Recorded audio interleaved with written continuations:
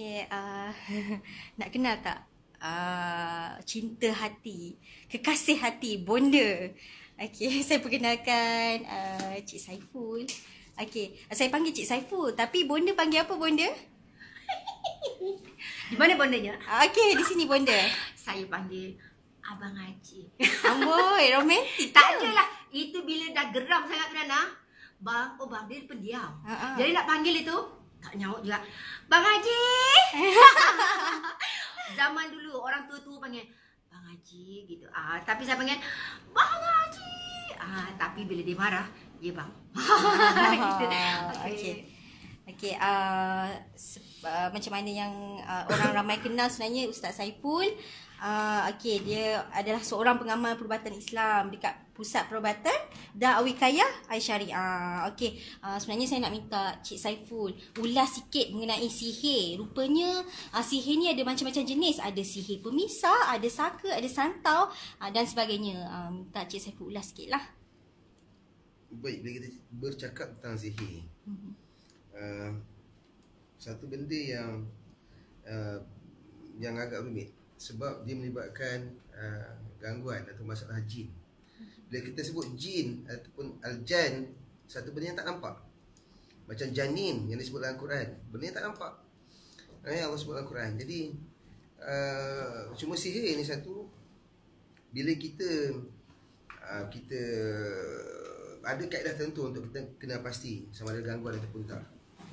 Tapi bila kita sihir, banyak sihir lah macam Nana kata tadi. Okey, Assalamualaikum semua.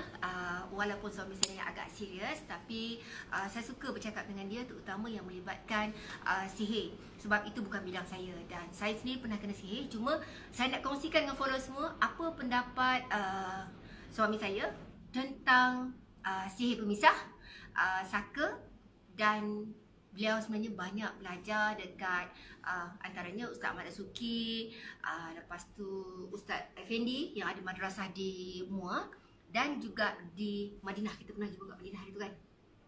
Okey, cakap. Okey. Sama balik. Baik, dia cerita tentang sihir. Sihir ni sebenarnya luas. Buat sikit bang. Banyak nak bincang kalau nak bincang tentang sihir ni, tapi kita ringkaskan satu. Sihir ni kita sebagai gangguan yang menyebabkan seseorang tu secara fizikal ataupun emosi dia terganggu. Dan sihir ni selalu kita kena pasti apabila kita bacakan ayat Quran pada dia, kita ru'yahkan pada dia, baru kita boleh kena pasti sama ada dia berlaku sihir ataupun tak. Sebab gangguan ni dia melibatkan benda-benda yang sihir melibatkan gangguan jin. Dan gangguan ni benda yang tak nampak. Bila kita sebut jin, Allah sebut Al-Quran al-jin, al-jan, jadi benda yang tak nampak. Benda yang tak nampak, benda yang gaib. Jadi bila kita ruqyah pesakit, selalunya akan ada tindak balas. Tindak balas.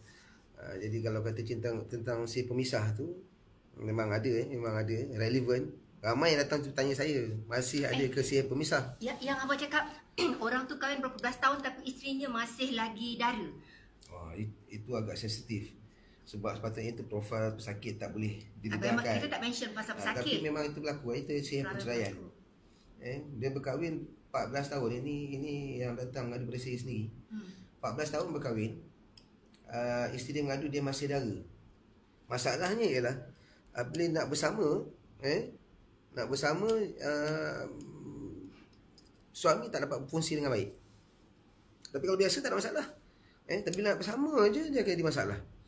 Ini bila kita check, kita ruqyah pada dia, kita kena pasti bahawa adalah berlaku sihir penceraian. Ada orang yang tak suka kahwinan mereka, menyebabkan sihir ni dikenakan. Habis abang bagi amalan apa? Amalan banyak sebenarnya. Tapi secara umumnya bagi pesakit ni selalu kita minta dia orang amalkan. La ilaha illallah wahdahu la syarikalah. Lahul mulk wa lahul hamdu wa huwa ala kulli syai'in qadir. Ini bersabit dengan hadis Rasulullah SAW. Amalkan 100 di awal pagi dan 100 di awal petang.